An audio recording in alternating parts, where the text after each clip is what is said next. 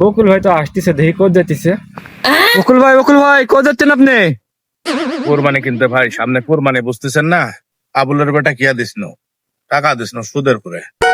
কালকে রাত্রে আবার ইন্টারেস্ট পাইছি, এখন ওই টাকাটা দিয়ে কোরবানি কিনবো। কোরবানি দিব। তে আপনি সুদের টাকা দিয়ে কুরবানি দিবেন? তো আমার তো ওয়েট আছে না, আমি কোরবানি না দিলে পর আমার ওয়েট থাকবি। আমারই তো টাকা, টাকা দিয়ে টাকা বাচ্চা বাড়িছে। তাই বলে সুদের টাকা ভাই? ওই টাকা দিয়ে দিব ভাই। সুদের টাকা দিয়ে কুরবানি? হ্যাঁ। হাদিসে আছে কি এটি কুরবানি হবে? তাহলে আমি কোরবানি দেবেন কি দিয়ে? আমার তো সব টাকাই সুদের টাকা। তাহলে আপনার কুরবানি হবে না ভাই,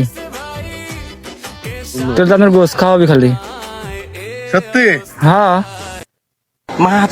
লাভের টাকা সুদের টাকা দিয়ে কোরবানি হবে না? কোনোটা দিয়ে হবে না। আপনার যদি গোস খাওয়াবলি দেন তাহলে গোস খাওয়াবলি দেন। ঠিক আছে।